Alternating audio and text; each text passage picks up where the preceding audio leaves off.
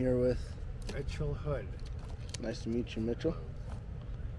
So, whereabouts did you grow up?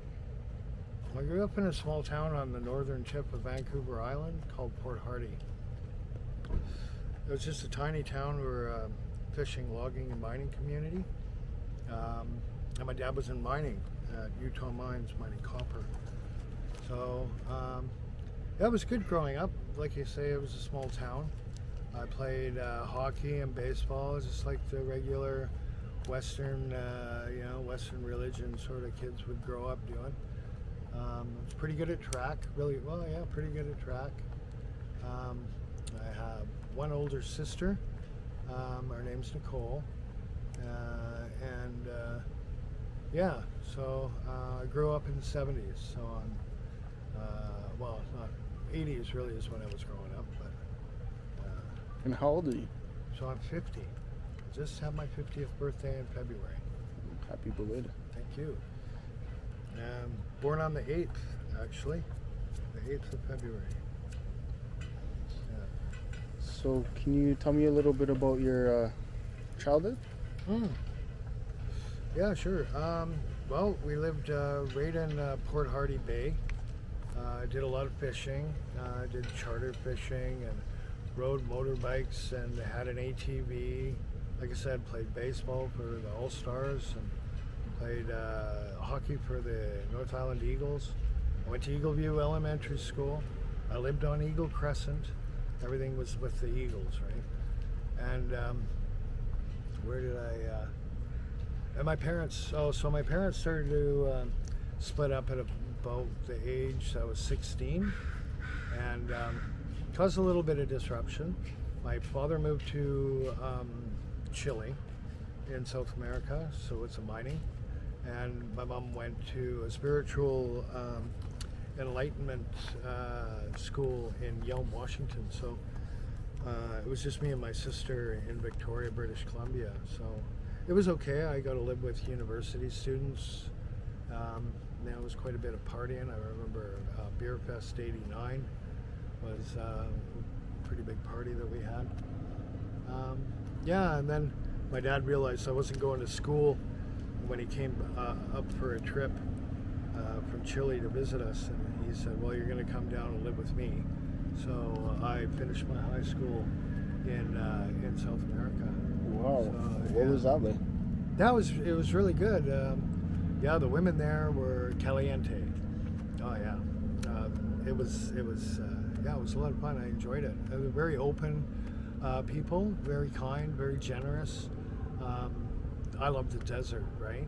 So I got to go up in the Atacama Desert where the Aztecs would have been many, many years ago, and picking arrowheads. And we went to the highest lake, Titicaca, I think it's called, up in, it's in sort of where Peru, sort of like there's a triangle where Peru, Chile, and Bolivia all sort of converge. And it's sort of up in the mountains there. So, it was really good. I enjoyed it. I worked, got to speak the language. And then I moved back to Victoria, did some logging with the island, on the island in Nanaimo. I worked for Nanaimo Lakes Logging. That was Timber West and McMill and Blodell. It was quite exciting. My dad moved to Papua New Guinea, and he was down in a mine there. So I started following my father's footsteps, and I studied mining engineering. I studied for a year. I got a full scholarship with BHP, but I wasn't really interested in the material. And when I went and saw where my dad was living in Papua New Guinea, I was like, no, I don't want to do that, because he was in the jungle, right? It was super hot. And I don't know. I didn't want to go working in the jungle, so I didn't pursue it. I completed the first year, and then I transferred and studied marketing engineering. Not marketing engineering, marketing and advertising, and sales management. So I did that.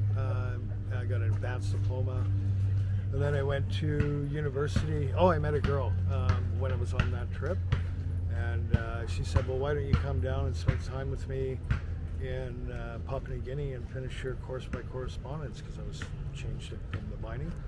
So I did, and I lived in Papua New Guinea for 3.5 years, and yeah, so that was pretty good. And Jen, she was an angel. She sort of adopted me. So did her family. So she is Australian-born Chinese, really nice, really nice.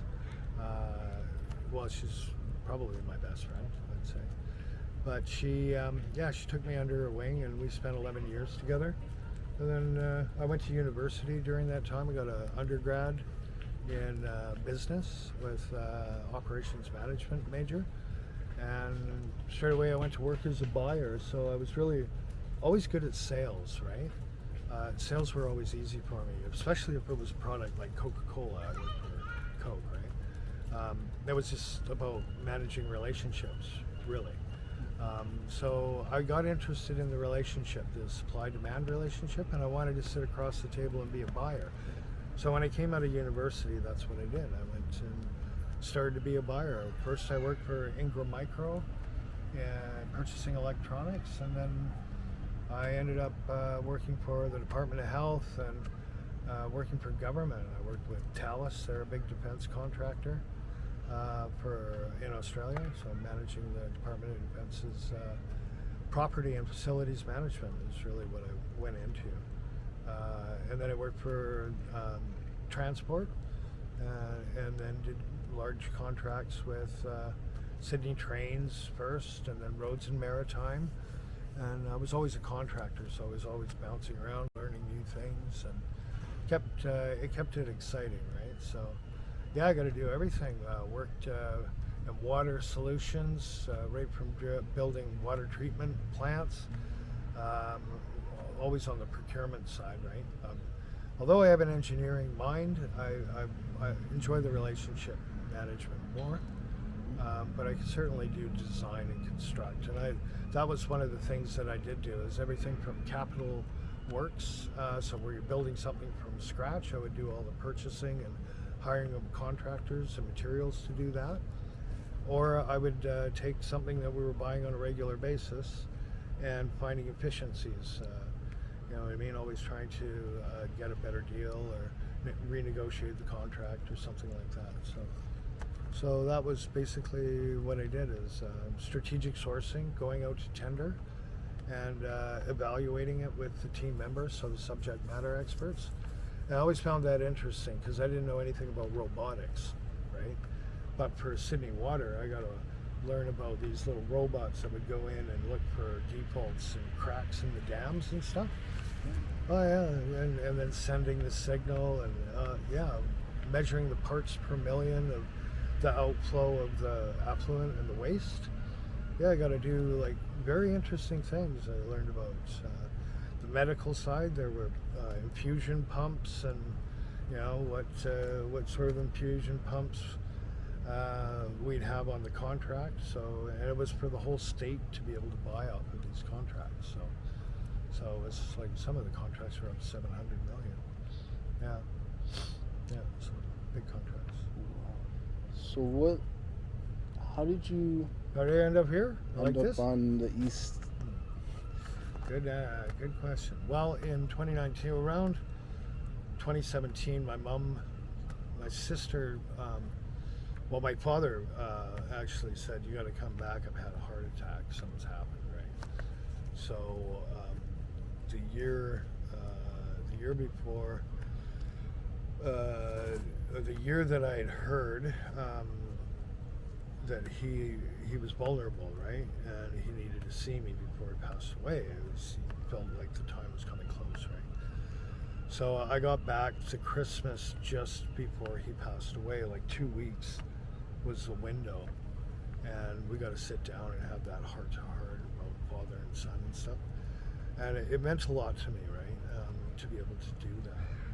But what was weird is after he passed away, I just wanted, like, my mom was, at the same time I was visiting my mom, and she was complaining about elderly abuse and things, right? And I'm thinking, holy shit, Nicole, what's going on, right? Like, I mean, I've left it all in your hands. Like, I mean, I trust you, but mom's coming at me and she's saying all these things. She says, no, it's just a dementia. And I said, well, then why does she have a lock on her door in the basement? You know what I mean? Like they're locking her in the basement. I witnessed a couple of things. I just thought, no, something's not right here. Anyway, I get back to Australia.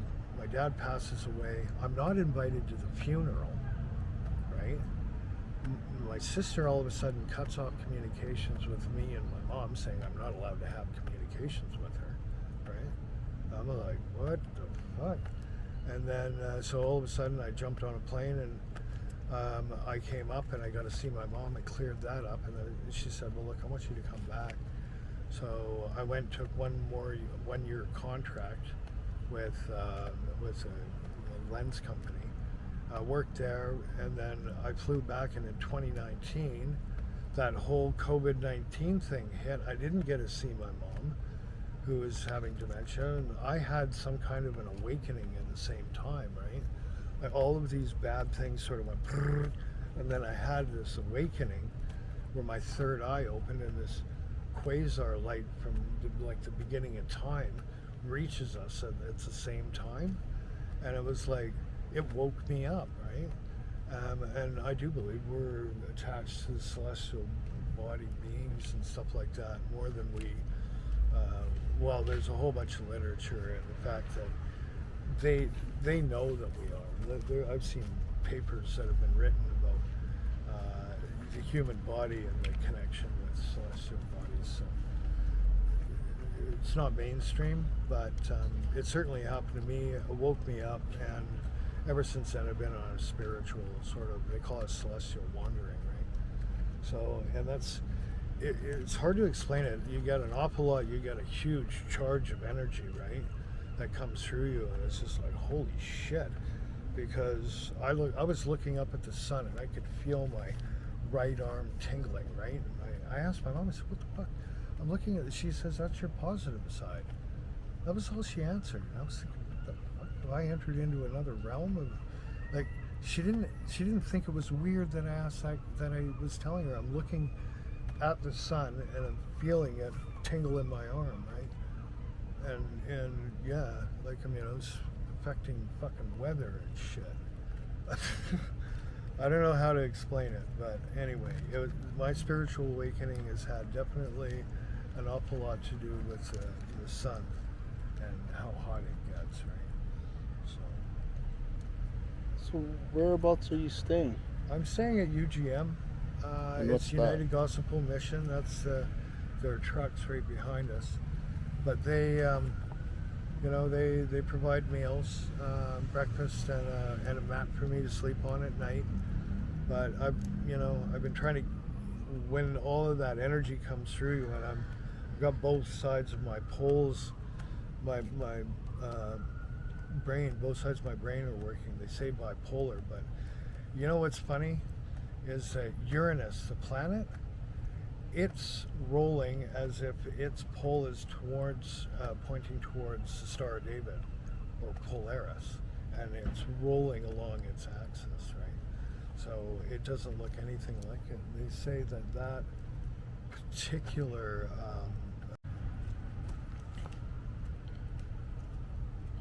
And how is it staying in this shelter? Stay in the shelter? Well, geez, it's a shelter. There's guys fighting and carrying on and all the rest of it. I was never religious growing up, right? I was baptized Protestant, likely because they were prosecuting and burning witches at the stake and anything they didn't understand. They were just burning them, right?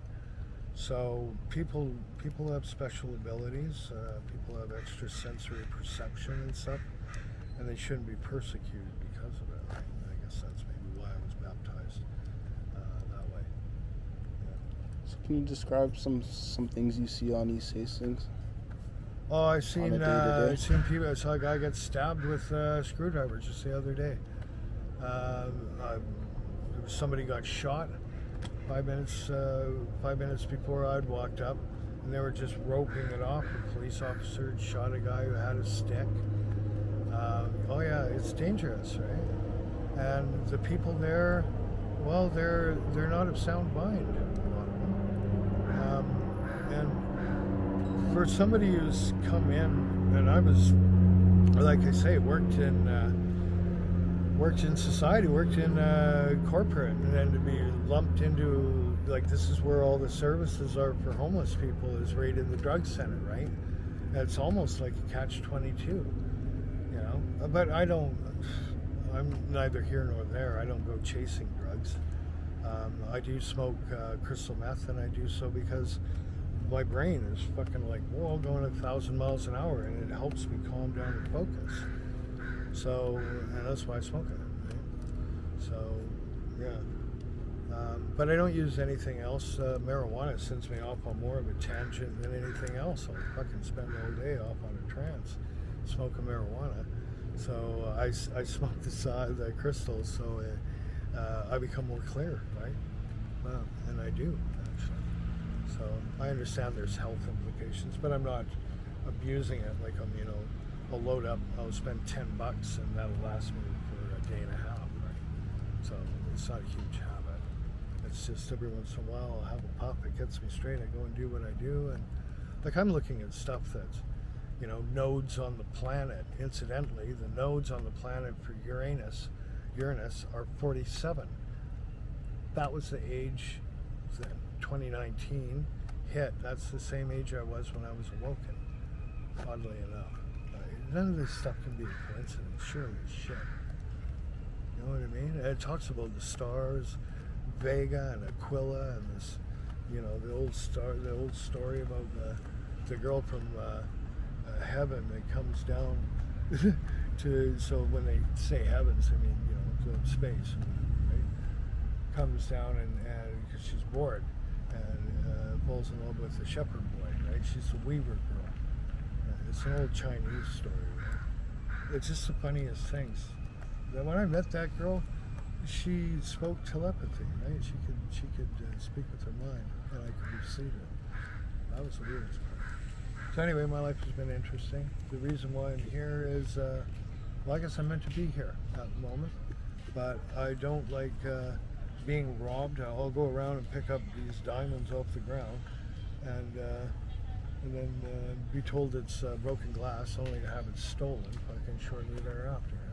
Do you want to show what you sure found? Yeah.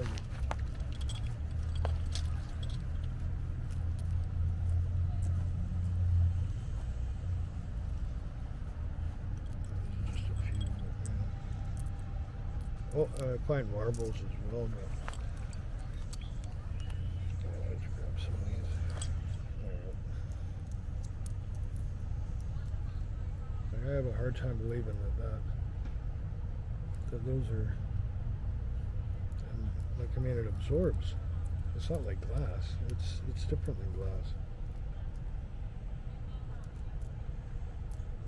This is stuff that I'm proud. I'll take the marble away, but yeah.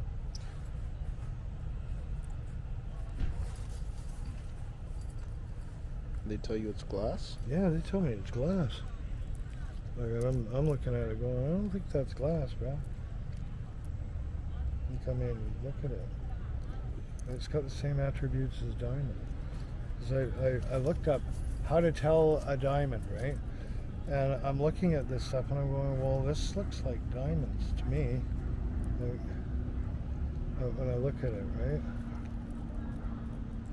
Like, those fucking, they're kind of bright, right? And they're kind of shiny. Right? I don't know. Is it just me, or is that sort of bright looking diamondy stuff? I don't find stuff like this. Like I'll just run into fucking shit like this. I'll look down and I'll find this stuff. There's a silver earring. I'll find the silver earring. They'll tell me it's not silver, and then all of a sudden, boom, pop, there's something that happens, and I drop it, and then they're around there hovering, right?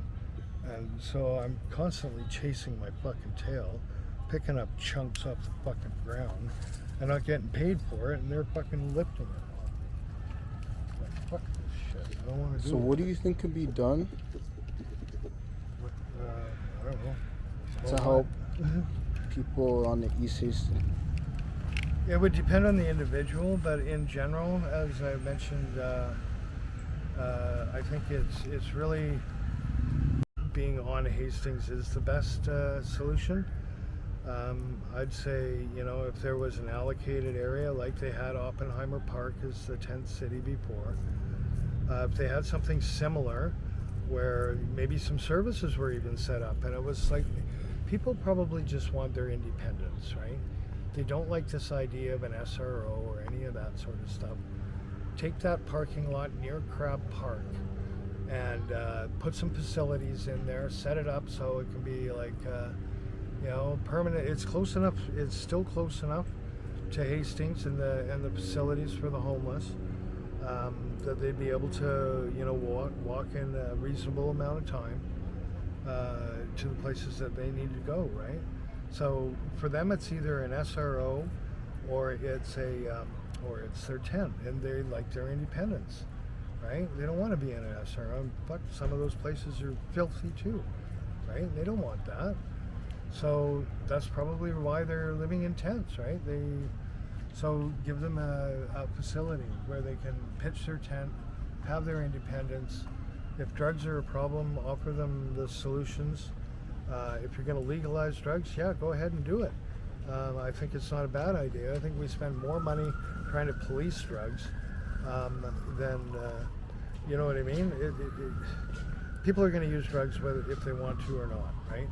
So I think there's more danger in people buying stuff that's, cooked up from, somebody in a meth lab, or somebody in their kitchen sink, rather than getting pharmaceutical grade and buying it properly. Why wouldn't you?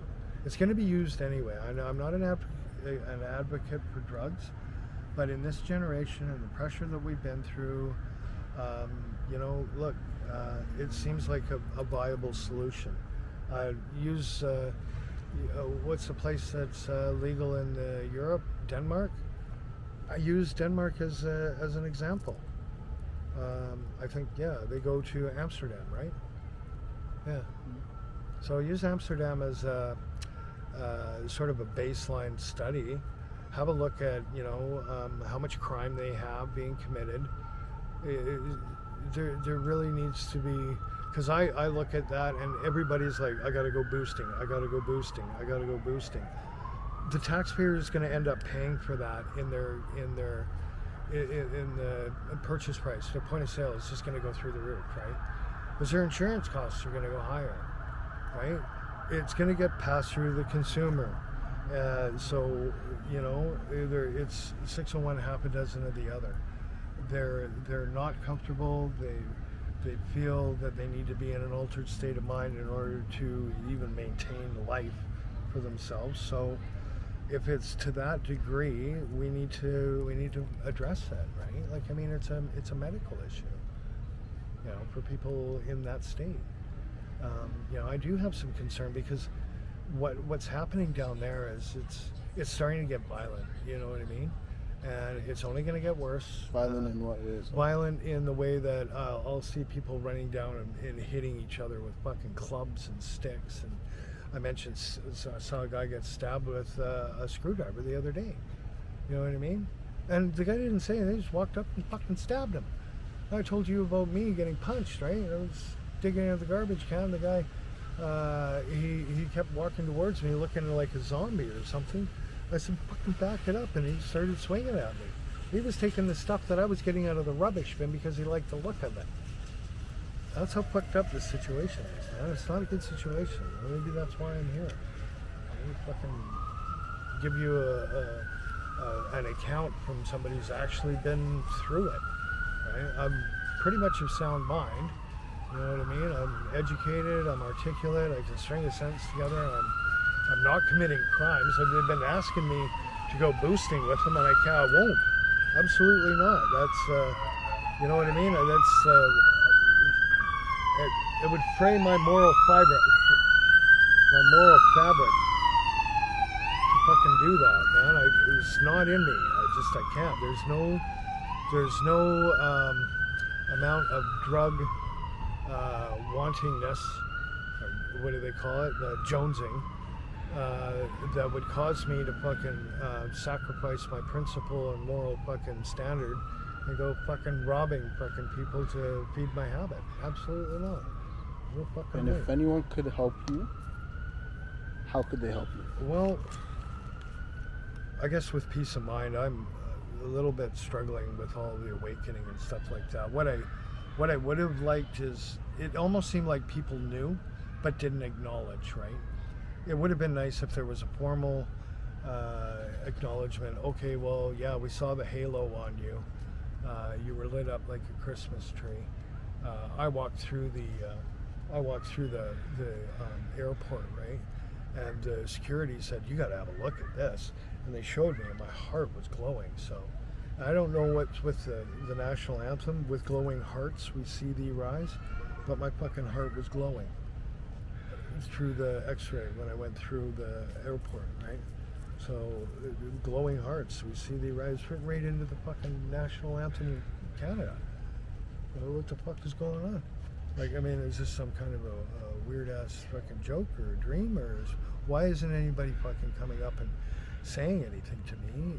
Because I got people saying that I'm the culmination of the collective consciousness. Shit, you're not. I got people telling me this. Fuck, man.